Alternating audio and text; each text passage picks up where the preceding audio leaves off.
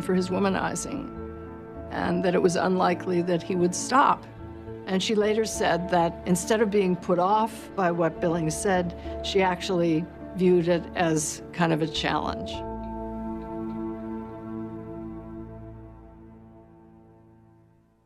After the first year, Jackie was wandering around looking like the survivor of an airplane crash, a friend later remembered. Her new husband did not go out of his way to hide his dalliances from her. Jack Kennedy treated this as a matter of personal liberty and betrayed little guilt. He had this thing about him, said the man who introduced the Kennedys, which was not under control. And it wasn't just his womanizing that stunned Jackie.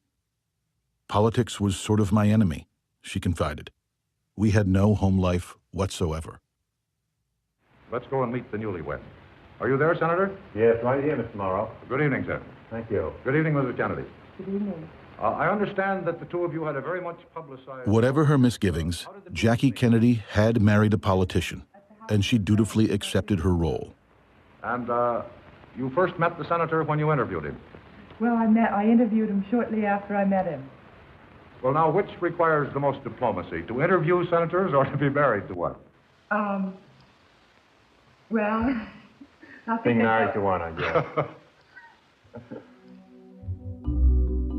Over on Capitol Hill, however, the Kennedys' star power had less appeal. The young senator's way of being set Democratic leader Lyndon Johnson's teeth to grinding. Johnson looked at Jack as a person who picked and chose what he would like to do in the Senate. And the picking and choosing wasn't Johnson's idea of how the Senate ran, nor was it the idea of the other Southern moguls who were in charge. Kennedy was the troubadour who came and played before the banquet and left before the dishwashing began. And I think Lyndon talked about him in exactly those terms. Johnson says Kennedy was pathetic as a congressman and senator. He didn't know how to address the chair, by which he meant he didn't even know the rules. What irked Johnson was that he couldn't depend on the man. Kennedy was often absent. He ducked the controversial censure vote on Joe McCarthy. And Kennedy's insistence on independence was maddening for the majority leader. Whether it was civil rights or labor legislation, Johnson couldn't count on the Democrat from Massachusetts to vote the party line. Lyndon Johnson could be cutting about Kennedy in front of fellow senators, said he looked like a victim of rickets, and joked about his puny little ankles. What Johnson didn't see was how tough Jack Kennedy had to be just to get out of bed in the morning. By 1954, the drug he took to control his Addison's disease was eating away at his spine. It came to a point that in order for him to walk from his office to the Senate floor, he had to move across a marble floor. And it was so hard on his back, he needed crutches to allow him to put one foot in front of another without excruciating pain. And so what he decides to do is to have surgery, even though it is a danger to his life. It requires the fusing of two large sections of the spine and a steel plate inserted there. What makes it risky is that he has Addison's disease, and Addison's disease leads to infections often during surgery. His father pleads with him, don't do this operation. And he holds out the example of Roosevelt. He said, Roosevelt was president and he was in a wheelchair. You can do it. Jack said to him, I'd rather be dead than be in a wheelchair or hobbling around in crutches in pain the rest of my life. Jack goes ahead with the operation. Hours afterwards, an infection develops. Fever spikes, last rites are performed. Jack pulls out, and Joe has him flown to Palm Beach. He would suffer a series of setbacks in Florida. The 8-inch incision on his back would not close. He developed an abscess, needed a second surgery. The convalescence dragged on into 1955. Joe watches over him, hires his doctors, his nurses, converts a large part of their Palm Beach house to a nursing facility, and encourages Jack. The Kennedys told reporters that Jack's back problems were a result of war injuries. They did not disclose his ongoing need of steroids or his Addison's disease. Jack, meanwhile, began work on a second book, a series of essays about United States senators who had risked their political careers bucking convention and party for a greater purpose. With the help of Library of Congress research files, Kennedy, his speechwriter Ted Sorensen, and a handful of Senate staffers produced Profiles in Courage. For 7-8 months, Jack recuperates, and only after a lengthy period is he able to return to the Senate. How does it feel to be back? Well, I'm glad to be back here and have a chance to take part in what's going on. I'm sure my wife is, too. He returns in pain, and he will remain in pain for the rest of his life.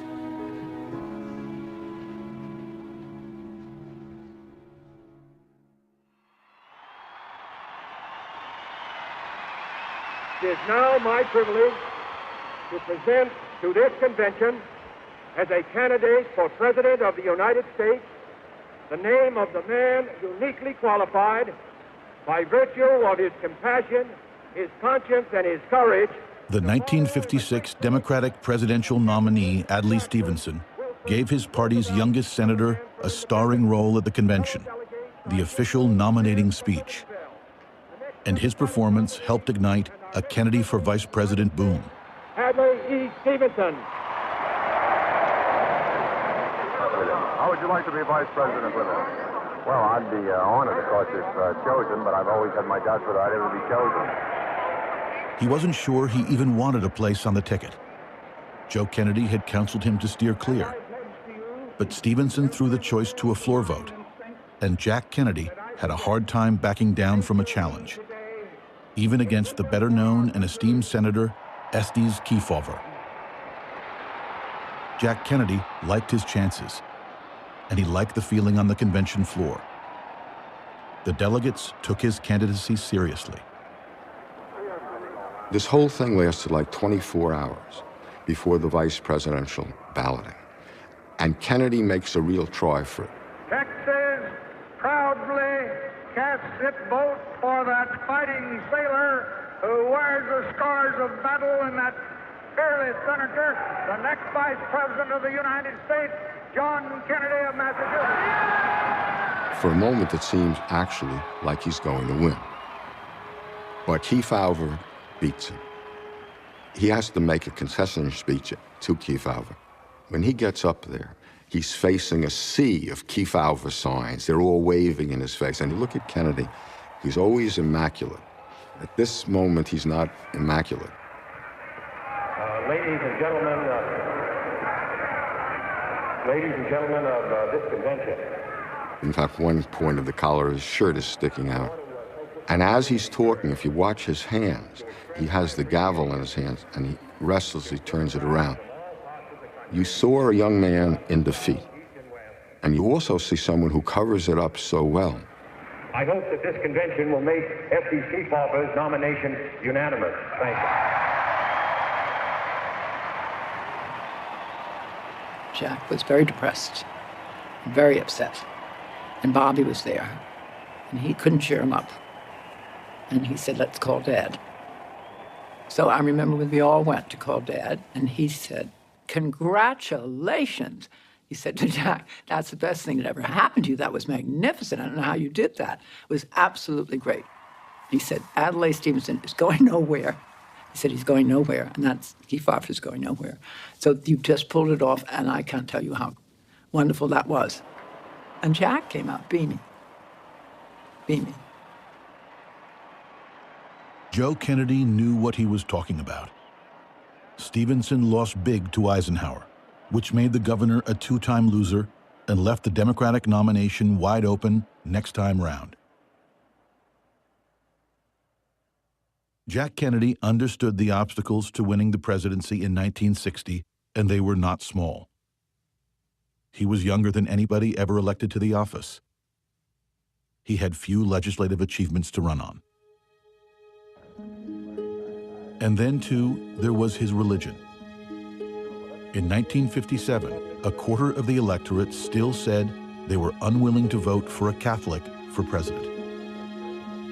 There was a fear across the land that Catholics would be controlled by the Pope, that they couldn't think on their own, and therefore they weren't really Americans in the way that Protestants were.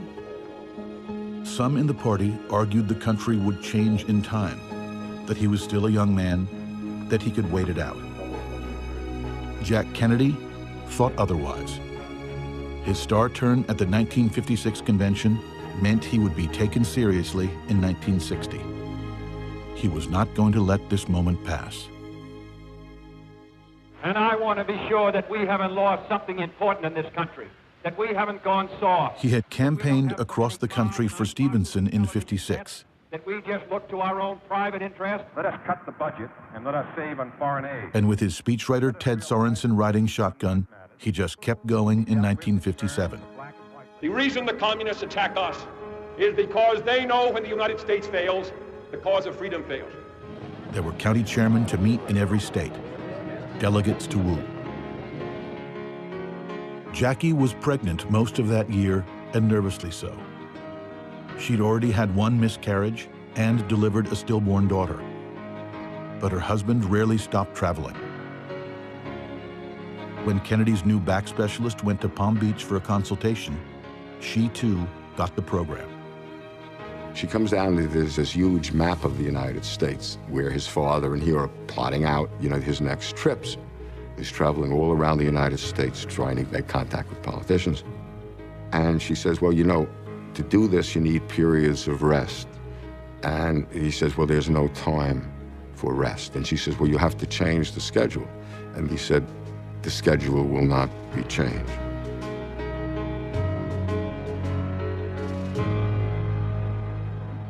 When he was in Washington, Kennedy was always on the lookout for ways to take a stand apart from the other would-be presidents in the Senate. Stuart Symington, Hubert Humphrey, and above all, the Majority Leader, Lyndon Johnson. People with the fact that this is a strike-breaking, union-busting bill, in my opinion. Mr. Harper, this bill is not a strike-breaking, union-busting bill. You're the best argument I know for it. Your testimony here this afternoon, your complete indifference to the fact that... He dabbled in domestic issues where he saw opportunity, like in the nationally televised hearings into racketeering in the labor unions. An honest answer might tend to incriminate them. Your complete indifference to it, I think, makes this bill essential. His chief interest and his focus remained foreign affairs. His father even managed to talk Lyndon Johnson into giving Jack a coveted slot on the Senate Foreign Relations Committee. When Kennedy said that he would become chairman of the African Subcommittee in the Senate Foreign Relations Committee, he sort of got a commitment that it would never have to meet. And Johnson thought that was typical of the kind of committee that Kennedy would like to run.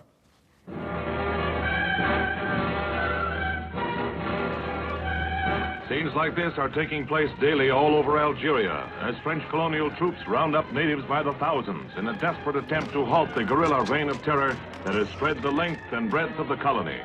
60,000... The bloody escalation of the three-year-old war for independence in Algeria gave Senator Kennedy a shot at the spotlight, and one that played to his long-held interest in foreign policy. He identifies himself with a kind of anti-colonial posture, with the idea that the United States is locked in a contest with the Soviet Union for hearts and minds in the third world, in the developing world, in Africa, in Asia, in Latin America. And he sees Algeria as the case study of the time.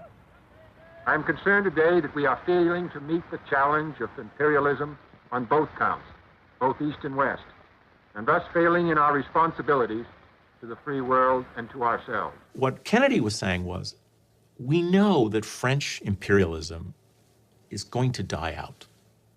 The question is, are we going to be on the right side or the wrong side of history? If we make a choice now, we can help shape the outcome. If we align ourselves with Paris until the bitter end, the new generation of leaders in Algeria will remember that and won't talk to us. I am introducing a resolution which I believe outlines the best hopes for peace and of settlement in Algeria. Dean Acheson, the former Secretary of State, came out saying this speech was the irresponsible utterance of a juvenile senator. because it was throwing aside our alliance with Portugal and France and England in support of Africa and Asia, etc. France was a NATO ally of ours in Europe. Were we going to abandon our ally for the sake of a group of revolutionaries who might turn out to be communist? Kennedy said, yeah, you take that chance, because you want to vote with the future, not with the past. Senator, what do you feel is the single most critical issue facing the Congress at this time? Well, I think it's the same issue which has been facing us for 10 years, and that's our relations with the Soviet Union and this question of war and peace, and also the question of whether the uncommitted countries, the Middle East, Africa, and Asia, will move to the communist bloc or our own and turn the balance of power for us or against us. And that's obviously the most important issue today and will be during, I think, our lifetime.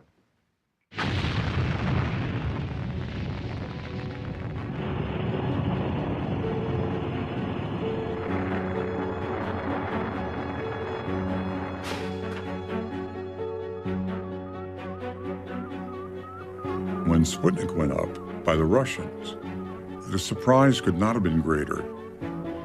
How did they get ahead of us? The Russians claimed they invented everything, the car, the plane, penicillin, whatever it was.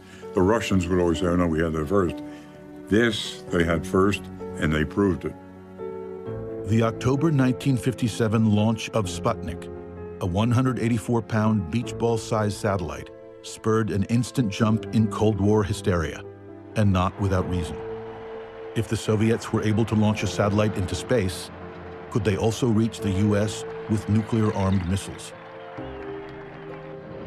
U.S. Air Force bombers went on 24-hour alert.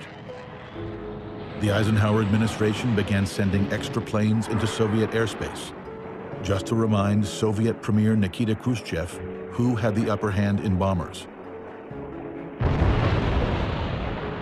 When President Eisenhower pursued more and more potent nuclear warheads for the U.S. arsenal, the Soviets answered. 6 in 10 Americans believed nuclear war was imminent and would be catastrophic.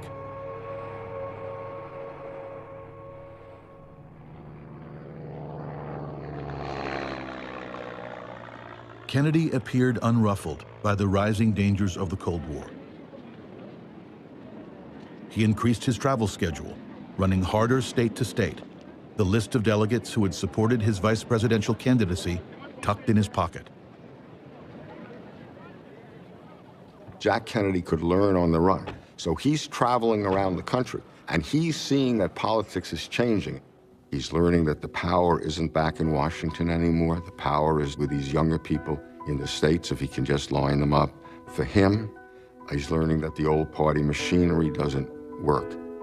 He knows that he's got the money to mount an independent campaign, that he's got the charisma without the help of any party bigwigs or any party establishment to get his photo on the cover of Time and the Saturday Evening Post and Look. He begins a change in American politics that is quite significant. He signals the beginning of a move from party dominance and party candidates to the individual, to the personality who can speak to the people, not through the party, but through television and the mass media directly. Pleasure to have you here, and I want you to meet my daughter Caroline and my wife Jackie. Joe Kennedy was nudging every editor he knew in 1959. You want to sell magazines? Put Jack and Jackie on your cover. Jackie Kennedy chafed at the requirement of public display. But when the photographers showed up on the Kennedy doorstep, she did not disappoint. It used to drive Humphrey nuts because he said, every time I go into the supermarket to go shopping for Muriel, I see Red Book, or I see Good Housekeeping, or I see Saturday Evening Post, all with the Kennedys smiling at me on the cover. Senator, when are you going to drop this public pretense of non-candidacy and frankly admit that you already are seeking the Democratic presidential nomination in 1960? Well, Mr. Lawrence, I think there's an appropriate time for anyone to make a decision and a final announcement as to whether he's going to be a candidate.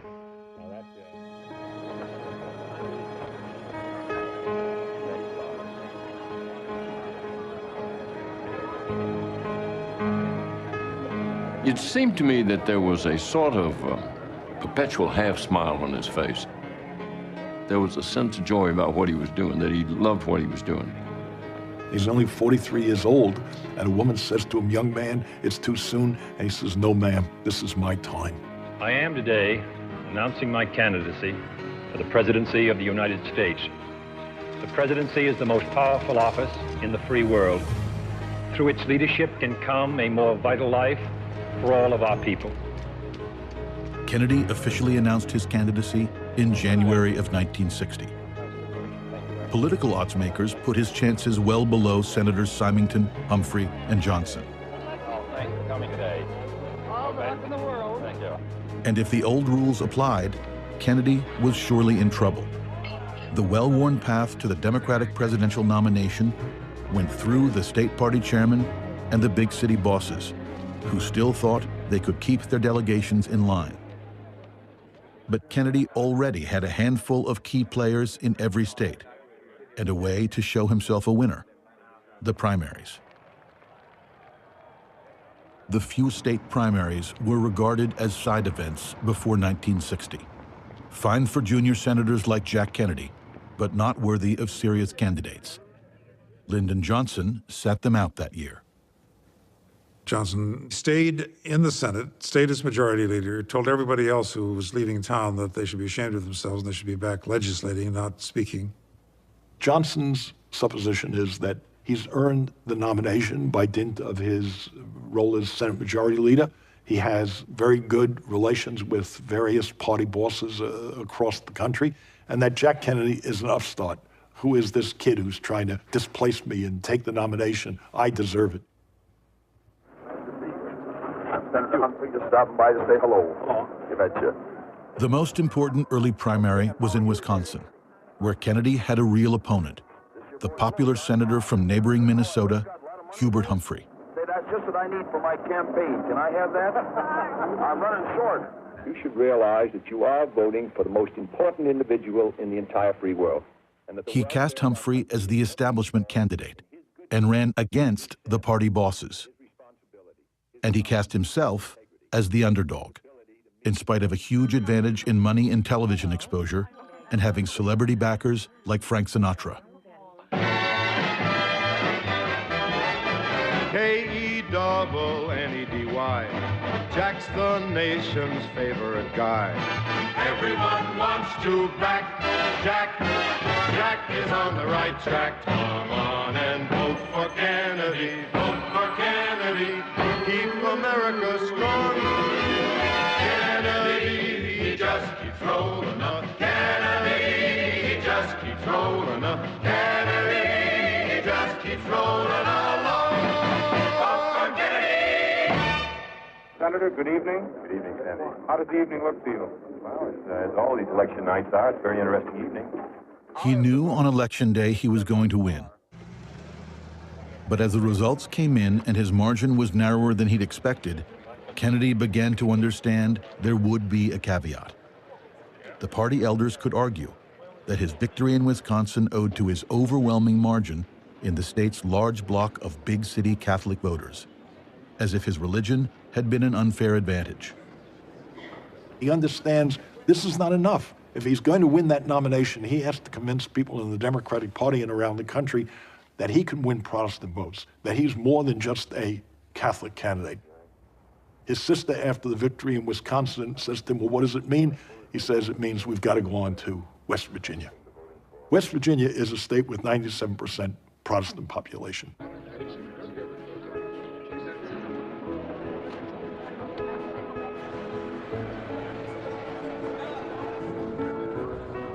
Humphrey started with a 20-point lead in West Virginia and the backing of the state's popular Senator Robert Byrd. He also got a new campaign theme song, the anti-Catholic dog whistle, "Give Me That Old-Time Religion." The Kennedys answered in kind. Joe blanketed the state with money, buying the support of crucial local bosses. Bobby recruited Franklin Delano Roosevelt Jr. to allege that Humphrey had shirked his military duty in World War II. Jack Kennedy and I served in the United States Navy for 5 years. And John Kennedy then dismisses this as a terrible thing to have been said about Hubert. And he keeps going around the state saying, it's a terrible thing to say that Hubert's a draft dodger, a terrible thing, until it fastens itself on people's minds that Hubert maybe was a draft dodger. Kennedy left West Virginia on May 11, 1960, with a win. He got in his private plane, outfitted to carry staff and press, a first in presidential campaigns, and flew off to primaries in Maryland and then Oregon to pile up more delegates to take to the nominating convention that July. Jack Kennedy is going around the country. He's showing the country what he is, this charming, incredible, adept campaigner. The New York Times says the calliope sound of a bandwagon is being heard in the Democratic Party. All of a sudden, Lyndon Johnson wakes up. Senator Jack Kennedy of Massachusetts has won every primary in which he's entered. He's won them in a breeze. Does this entitle him... Senator Kennedy is a very Does this entitle him... able Let me young finish man. my question. Does this entitle him to the Democratic presidential nomination? Well, I wouldn't think that we would want to nominate our president on the basis of what 4 states or 5 states or 6 states or 8 states might say in a limited primary system where only a few people participate. I think Senator Kennedy is... By the time he got around to announcing his candidacy for the Democratic presidential nomination, just a week before the party convention in Los Angeles, Johnson needed a miracle. So he pulled out his last best hope. He sent a private investigator to dig up Kennedy's health records. They get to the Democratic convention in Los Angeles, and Johnson unleashes his aide, a man named John Connally, and Connally will issue a story about Kennedy's Addison's disease, raising the question of whether Kennedy is physically capable of serving as president. That Jack Kennedy suffered from Addison's disease was a fact beyond dispute. But the Kennedys disputed it. John F. Kennedy does not now, nor has he ever had an ailment described classically as Addison's disease, Bobby claimed. The Addison story didn't stick, but Johnson kept fighting anyway. He still couldn't believe Jack Kennedy, of all people, could take the nomination away from him. For 6 days and nights, we had 24-hour sessions. 6 days and nights, I had to deliver a quorum of 51 men on a moment's notice to keep the Senate in session to get any bill at all. And I'm proud to tell you that on those 50 quorum calls, Lyndon Johnson answered every one of them.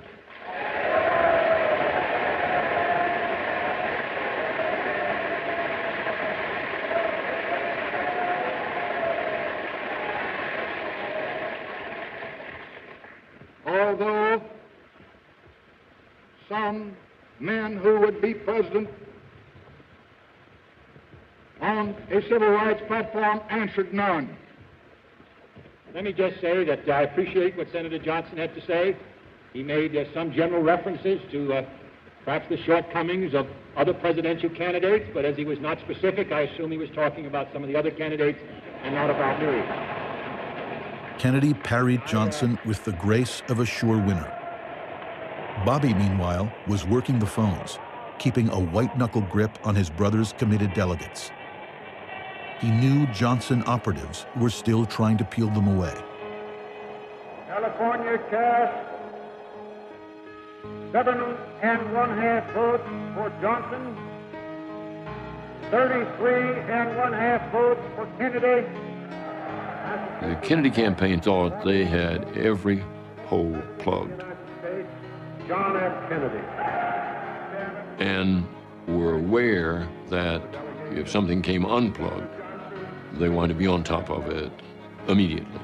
Senator Kennedy, 104.5 votes. And every delegation was covered. Wyoming's vote will make majority for Senator Kennedy.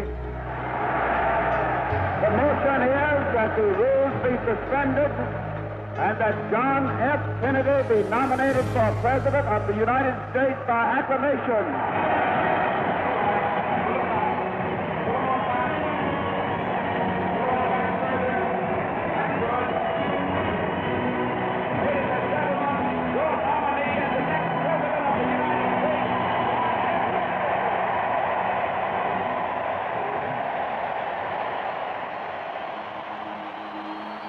next morning at 6:30, the phone rings in Bobby Kennedy's suite. It's his brother. He says, count up how many votes we have if we take the Northeast, the eastern states, plus Texas. Bobby Kennedy calls in two of his top advisors, Ken O'Donnell and Pierre Salinger. He says to them, count up these votes, plus Texas. Salinger, as he calls, says, you're not thinking of nominating Lyndon Johnson. You can't do that. Kennedy knew how Johnson talked about him, Little Johnny, or Sonny Boy. Heard his pediatricians have given him a clean bill of health.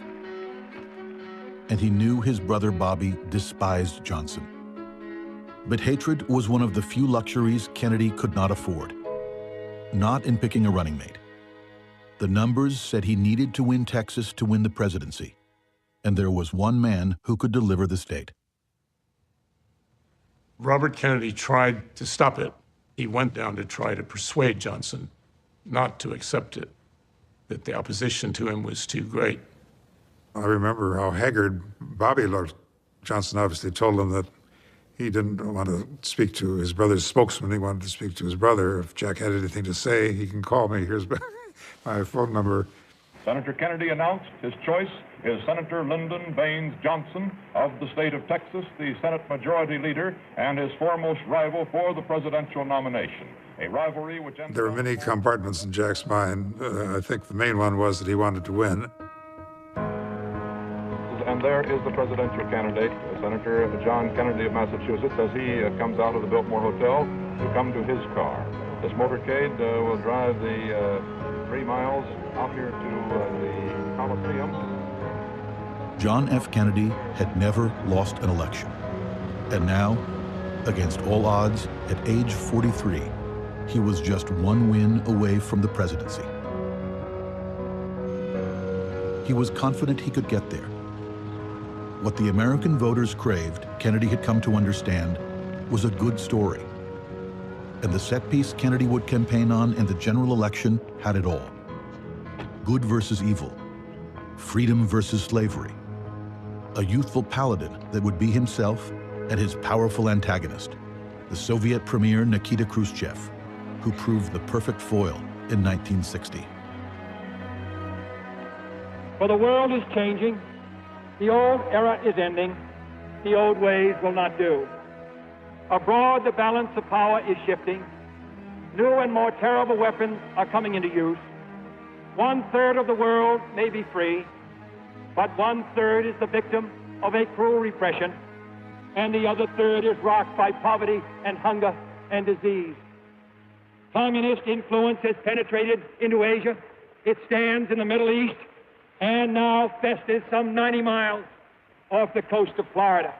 Khrushchev had come to the United States in the United Nations session in September of 1960, banged a shoe on the desk and said, "We will bury you. We are grinding out missiles like sausages." So there was a heightened sense of competition, and this appealed to Kennedy's competitive spirit. And I say we can't afford to have the White House as a training ground for an inexperienced man. Kennedy was certain he could show himself the better man in a race against the sitting vice president, Richard Nixon. But I am not satisfied as an American to be second to the Soviet Union in sending a missile to the moon or sending Sputnik around the globe or having the second strongest... The polls, however, showed a dead heat coming out of the conventions, and Kennedy could not shake free from the mire of religion. He watched with increasing ire as Protestant ministers across the country stirred opposition among their parishioners. The Reverend Martin Luther King Sr. said he could not in good conscience vote for a Catholic. He instructed his flock to vote for Nixon. It was very nasty. I mean, let's just be blunt about it. For a while, he didn't really want to have to deal with it. He just wanted people to look at him and judge him on his own record. But it was getting so virulent and so scary that he then, in the fall campaign, went to Houston and spoke to the ministers, went sort of into the belly of the beast, as it were. Reverend Meza, Reverend Rock, I'm grateful for your generous invitation to state my views. His advisor said, "Don't do this. You are just making religion an issue. You are actually speaking to the bigots. The bigots want you to remind people that you're a Catholic. Don't do this. He did it. So it is apparently necessary for me to state once again, not what kind of church I believe in, for that should be important only to me, but what kind of America I believe in. I believe in an America where the separation of church and state is absolute. He was making sort of a moral, ethical argument about what it means to be American. And this is the kind of America I fought for in the South Pacific and the kind my brother died for in Europe. No one suggested, Dan, that we might have a divided loyalty, that we did not believe in liberty, or that we belonged to a disloyal group that threatened, I quote, the freedoms for which our forefathers died. And he said, we would hate to have a country that millions of people who, on the day they're baptized, are told they can't be president of the United States. So I want you to know that I'm grateful to you for inviting me tonight. I'm sure that I have made no converts to my church, but I do hope that at least my view, which I believe to be the view of my fellow Catholics who hold office, I hope that it may be of some value in at least assisting you to make a careful judgment. Thank you.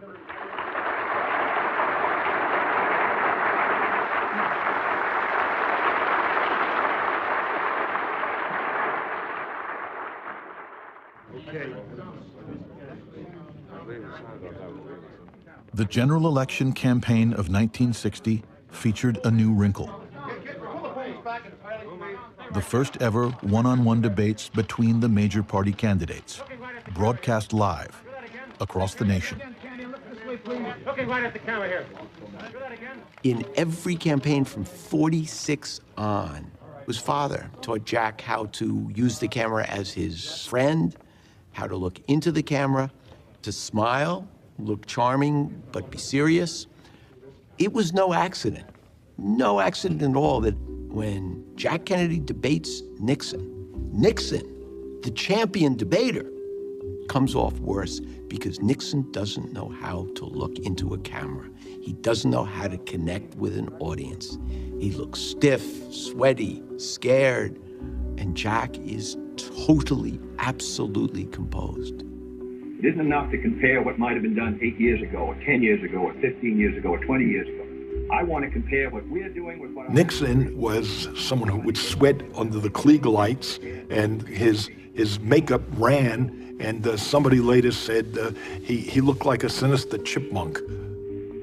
I will concede that in all the areas to which I have referred, Senator According to opinion polling, the majority of people who listened in on radio thought Nixon won the first debate. If we appoint people to ambassadorships and positions in Washington, Among television viewers, the clear winner was Kennedy. revolutionary time, then the United States does not maintain its influence.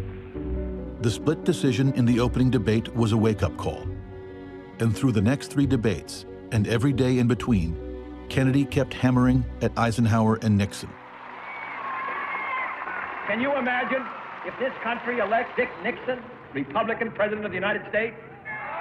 He hit them for allowing Americans to lose their sense of national purpose, for allowing the U.S. economic engine to sputter as compared to the Soviets, for allowing the United States to fall behind the Soviet Union in science and technology, and most dangerously, in nuclear arms, what Kennedy called the missile gap. If there is any lesson of the summit, it is that the communists believe that the military balance of power is shifting in their direction. Why was the United States unable to get an indictment of Castro by name? Jack was the representative of the new, young, vibrant generation. And Jack ran on that theme and ran hard. The United States looks tired. It looks like our brightest days have been in the past. It looks like the communists are reaching for the future, and we sit back and talk about the ideals of the American Revolution. He says Eisenhower was an old man who wasn't watching over the store anymore, and Nixon was his accomplice. And only this young hero, Jack Kennedy, who knew how to fight, knew how to win, was going to put the United States back in its commanding position again. And there's a direct line between what Jack says in 1960 and what he writes in 1939, Why England Slept. The only way to deter aggression is to have an impregnable military defense. And I'm the one who can build that military because I'm the new man, the man of the future, the new generation, not an old, tired Republican.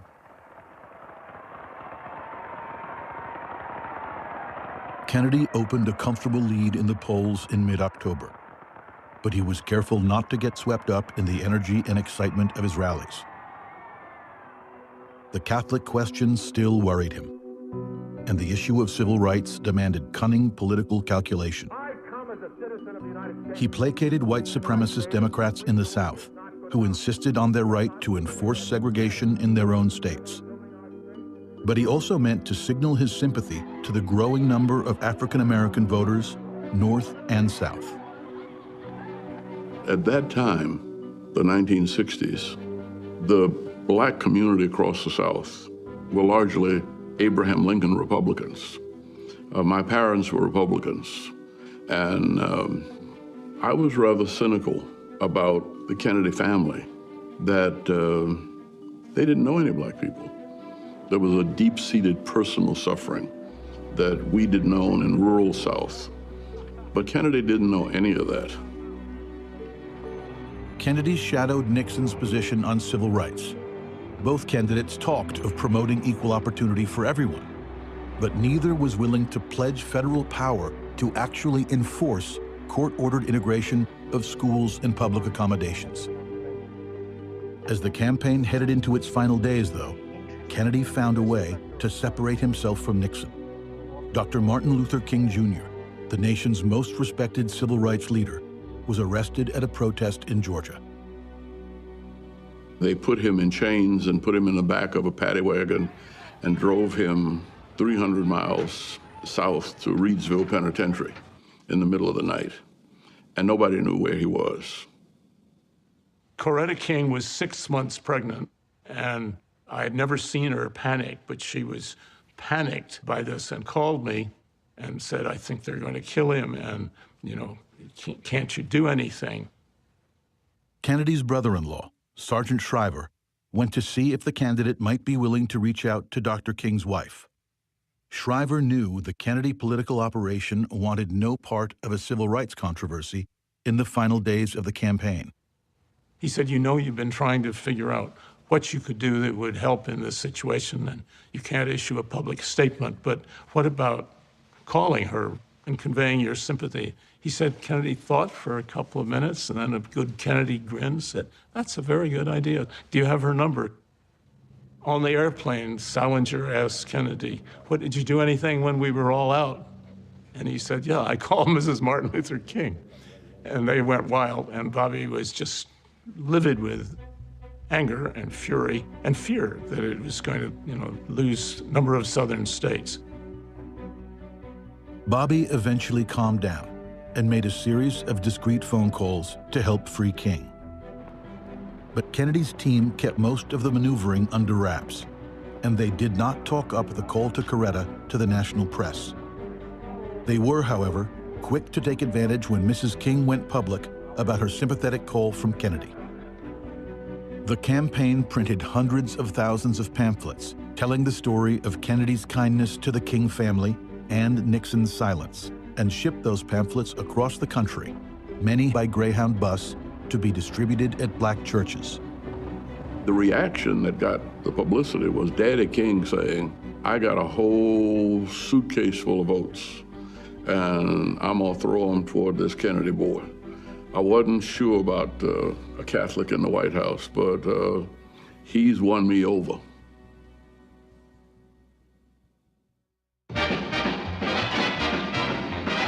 Kennedy is showing, that's why Kennedy is going.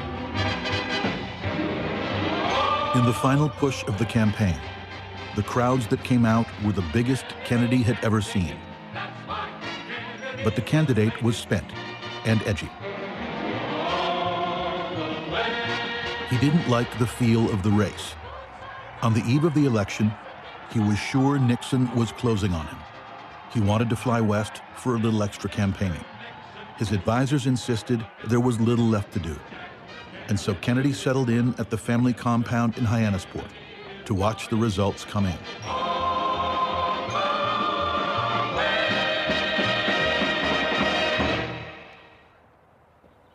The house next door, which was Bobby's house, was set up as campaign headquarters, and all the children's bedrooms were turned into research rooms.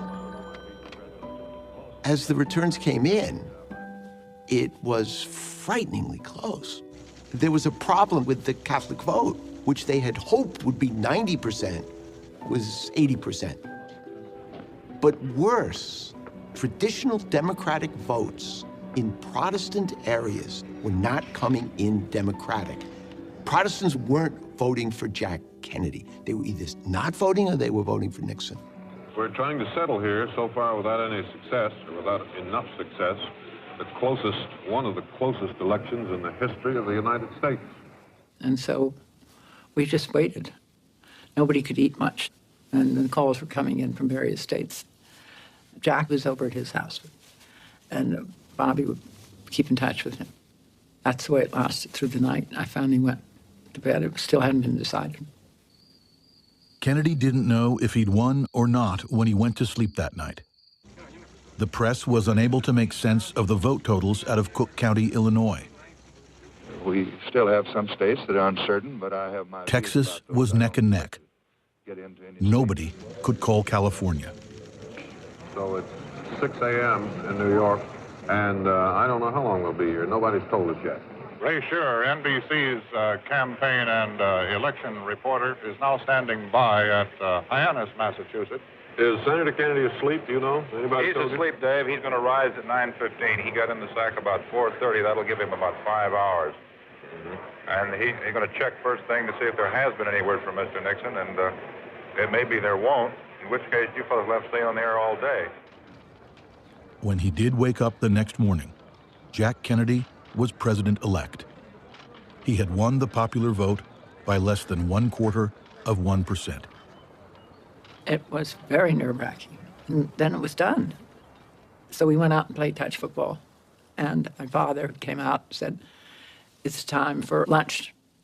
And whenever he, wanted, he got immediately. And he was a stickler for time. Jack and I were the last ones to go up. And he turned to me and said, doesn't he know I'm president of the United States? I thought that's a perfect ending to a day. Kennedy's razor-thin advantages in Illinois and 10 other states had made the difference in electoral votes.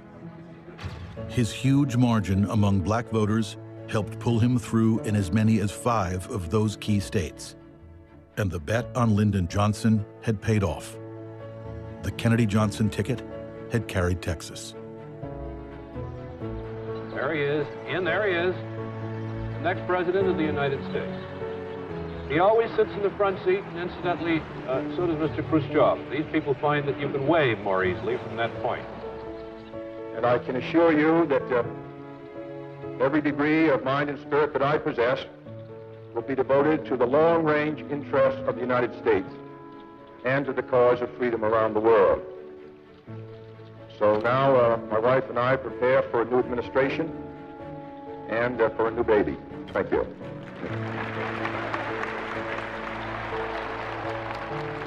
John F. Kennedy had spent the campaign of 1960 telling the American people he would be a new kind of president. He'd promised not just dynamism, but strength. He had promised to stand up to the Soviets and to protect American preeminence in the world. His stubborn insistence on being the kind of leader he'd vowed to be would make his presidency among the most energetic, the most far-reaching, the most perilous, and the most tragic in American history.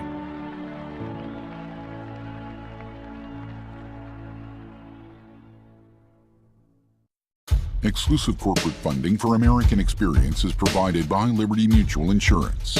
Experience is also made possible by the Corporation for Public Broadcasting and by contributions to your PBS station from viewers like you. Thank you.